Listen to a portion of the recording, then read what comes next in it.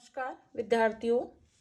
वर्ण व्यवस्था की उत्पत्ति के सिद्धांत, वर्ण व्यवस्था का विभाजन, वर्ण व्यवस्था के अंतर्गत प्रमुख किए जाने वाले चारों वर्णों के कार्य और वर्ण व्यवस्था के गुणों पर चर्चा करने के बाद आज हम वर्ण व्यवस्था के दोषों के विषय में चर्चा करेंगे या इस विषय में जानकारी लेंगे कि वर्ण व्यवस्था के गुणों के अतिरिक्त ऐसे कौन से दोष थे जो उस समय निकलकर सामने आए।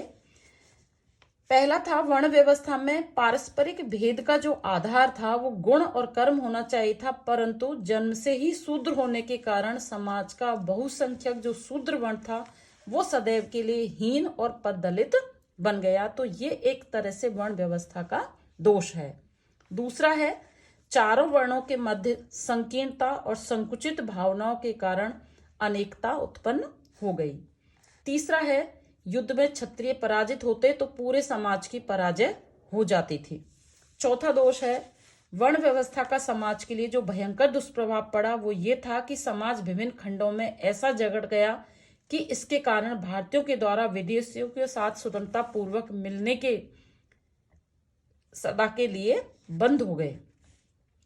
पांचवा दोष है, प्रत्येक वर्ण का दृष्टिकोण संकुचित व अपने ही वर्ण तक सीमित हो जाने के कारण राष्ट्रीय भावना के विकास के मार्ग में अवरोध उत्पन्न हुआ। छठा है, वर्ण व्यवस्था कुछ प्रश्नों के उत्तर देने में असमर्थ प्रतीत हुई। जब प्राकृतिक दृष्टि से मनुष्य समान है तो फिर अप्राकृतिक बंधन क्यों? सभी को समान अवसर क्यों नहीं प्राप्त होता? भारतीय समाज की अनेक जो दुखद घटनाओं का कारण है वो हमें वर्ण व्यवस्था में ही प्राप्त होता है। प्राचीन काल से भी और वर्तमान में भी इसके दुख एवं जो कष्ट है वो असीमित है। और इनसे संबंधित महाभारत के जो दो प्रसंग हैं उनका मैं एक तरह से उल्लेख करना चाहूंगी कि जो गुरु द्रोणाचार्य ने एक शूद्र था भील बालक एकलव्य का अंगूठा दक्षिणा में ग्रहण करके उसे सदा सदा के लिए पंगु बना दिया। यद्यपि वो धनुर्विद्या में इतना अधिक पारंगत था कि उसके सामने अर्जुन कुछ नहीं था, पर वो सूत पुत्र था। दूसरा है, कर्ण यद्यपि कुंती का पुत्र था किंतु उसका लालन पालन राधा नामक सूत पत्नी के द्वारा किया गया तो सूत पुत्र के रूप में वो जाने लगा। जैसे एकलव्य भील था, इस कारण से उसको क्षत्रिय की तरह अर्जुन की तरह धनुष विद्या का ज्ञान होते हुए भी उसको अपना अंगूठा देना पड़ा। उसी प्रकार जो कुंती था वो क्षत्रिय पुत्र था किंतु सूत पत्नी के द्वारा उसका पालन किए जाने के कारण वो सूत पुत्र कहा जाने लगा। जब द्रौपदी का स्वयंवर हुआ तो वीरता की परीक्षा में सूत पुत्र कर्ण ने अपने शौर्य का प्रदर्शन करके द्रौपदी को पाना चाहा। इसी द्रौपदी चिल्ला पड़ी कि मैं सूत पुत्र के साथ विवाह नहीं करूंगी।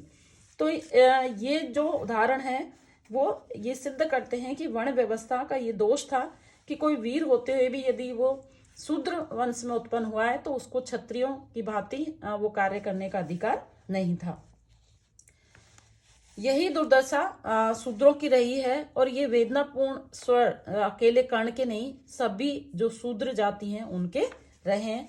तो ये एक तरह से वर्ण व्यवस्था के दोष थे जिनमें जिस तरह से चार वर्णों में समाज को बांट दिया गया था उनसे कुछ अच्छी चीजें निकल के आई तो कुछ उनके दुष्परिणाम भी हुए कि व्यक्ति को उसके कार्य के अनुसार अब नहीं माना जाने लगा, उसके जन्म के आधार पर उसके कार्यों को सीमित कर दिया गया था।